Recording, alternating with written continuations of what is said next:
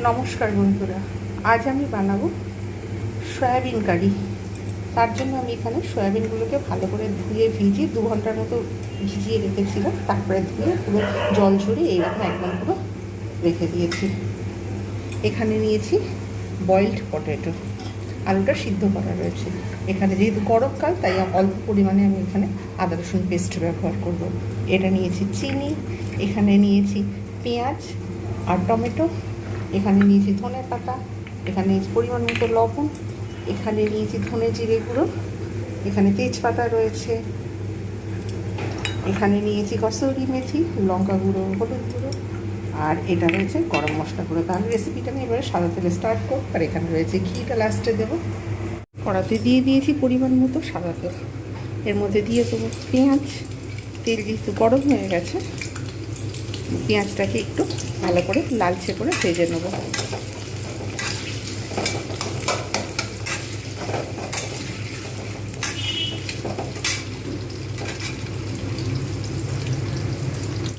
পেঁয়াজ কিন্তু দেখা যাচ্ছে সুন্দরভাবে ভাজা হয়ে গেছে।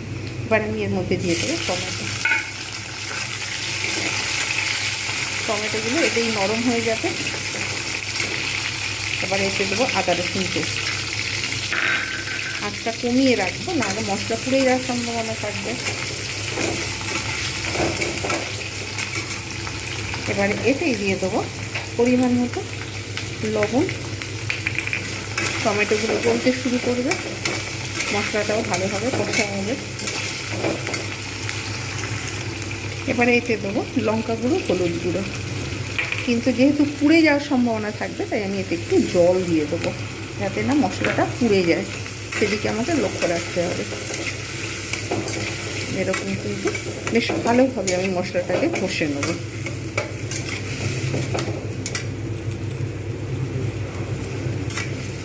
এবার আমি এর মধ্যে দিয়ে দেবো রোস্টেড ধনে জিরে গুঁড়ো,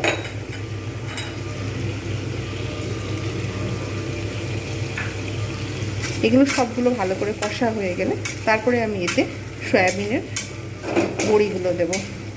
আমি এখন আলু দেবো না, আলু যেহেতু একদম পারফেক্টভাবে বয়েল হয়ে রয়েছে তাই আমি একদম শেষে দেবো।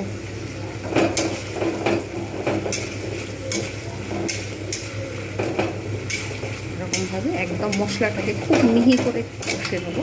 তেল একটু পরিমাণে বেশি দিয়েছি, সেহেতু তেল খুব সুন্দরভাবে যাতে মশলাটা কষা হয়, খুব সুন্দর একটা স্মেল আসে।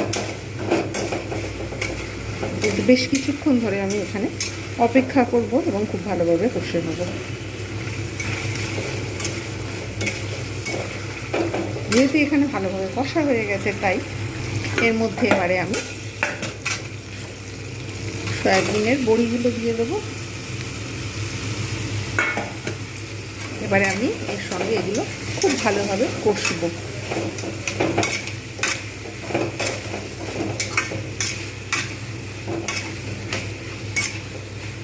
কষাও হয়ে যাবে, সাথে সাথে এটা ভাজাও হয়ে যাবে।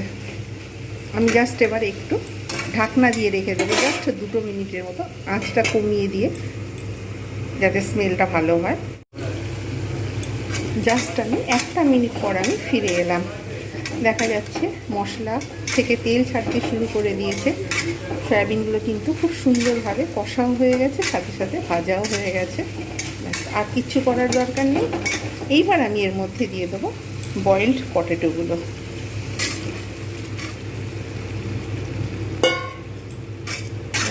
খুব ভালো করে একটু নাড়িয়ে নেব। যেহেতু 70%-এর মতো এখানে বয়েলড হয়ে রয়েছে তাই আমার আর বেশি সময় লাগবে না এটা কিন্তু তৈরি হতে। একটু ঢাকনা দিয়ে জাস্ট আমি অপেক্ষা করব।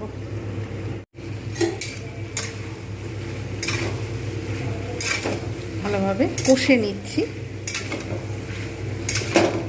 যেহেতু আলুগুলো বয়েলড করা রয়েছে, এর সঙ্গে ভাজাও হয়ে গেল খুব ভালোভাবে।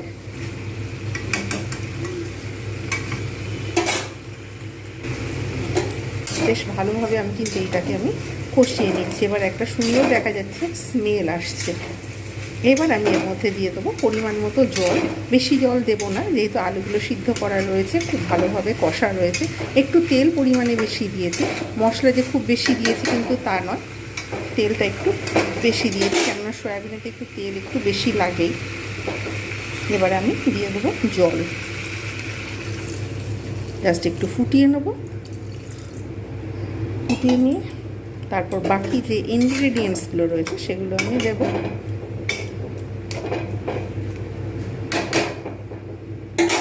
ফিরে আসছি একটু বাদে। 3-4 মিনিট পর আমি ফিরে এলাম। আঁচটা একদম কমানো ছিল। আলু পুরো সিদ্ধ হয়ে গেছে, গ্রেভিটাও খুব সুন্দর হয়েছে।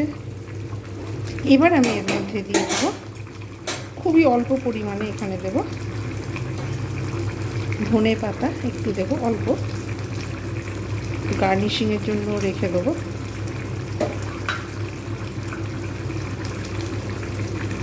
এবারে দেবো কসুরি মেথিটা দেবো, যাতে টেস্ট খুব ভালো হয় তার জন্য। এবারে দেবো গুঁড়ো গরম মশলা, তারপরে দেব চিনি, দেব চিনিটা যাতে টেস্ট খুব ভালো হয় এবং লবণের ব্যালেন্সটা খুব ঠিক থাকে, সেই জন্য চিনি দিয়ে দিলাম। এইবার আমি দিয়ে দেবো অল্প পরিমাণে ঘি, ব্যাস একটু ঘি দেবো। এবার আমি জাস্ট একটু স্ট্যান্ডিং টাইম দেবো, তারপর সার্ভ করে দেখাচ্ছি রেসিপিটা কীরকম হয়েছে। জানাতে অবশ্যই ভুলবেন না, ভালো লাগলে লাইক, কমেন্ট, শেয়ার এবং সাবস্ক্রাইব করতে ভুলবেন না। কেমন হয়েছে অবশ্যই জানাবেন। তৈরি হয়ে গেল সয়াবিনের কারি। আমি যেভাবে বানিয়েছি অবশ্যই এইভাবে বানাবেন, দুর্দান্ত হয় কিন্তু এই রকমভাবে বানালে।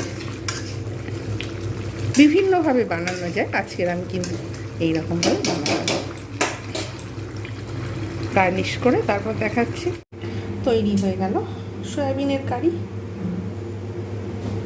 কেমন হয়েছে জানাতে ভুলবেন না। আমি জাস্ট একটু ধনে পাতা দিয়ে গার্নিশ করব। আমি যেভাবে বানিয়েছি আপনারা অবশ্যই বাড়িতে এইভাবে ট্রাই করবেন, দুর্দান্ত লাগে এই রকম রেসিপি। আপনারা অবশ্যই বানাবেন ঠিক আমি যেভাবে বানিয়েছি এই পদ্ধতিতে।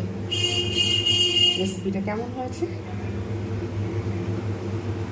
স্কিপ করে দেখবেন না, প্রত্যেকের কাছে এটা একটা অনুরোধ রইল। প্রত্যেকে দেখবেন সম্পূর্ণভাবে। যারা টুইটার, ইনস্টাগ্রাম সব জায়গা থেকে দেখছে তাদের অসংখ্য ধন্যবাদ। যারা যারা লাইক করছেন, কমেন্ট করছেন, প্রত্যেককে অসংখ্য ধন্যবাদ। যারা যারা সাবস্ক্রাইব করেননি তাদেরও অসংখ্য ধন্যবাদ। যারা যারা সাবস্ক্রাইব করেছেন তাদেরও অসংখ্য ধন্যবাদ। আমি চাই আপনারা প্রত্যেকে আমাকে ইন্সপায়ার করুন এইরকম নিত্য নতুন ভিডিও পেতে। প্রত্যেকে ভালো থাকবেন, সুস্থ থাকবেন। আজকের মতো এতটুকু। Bye bye and take care.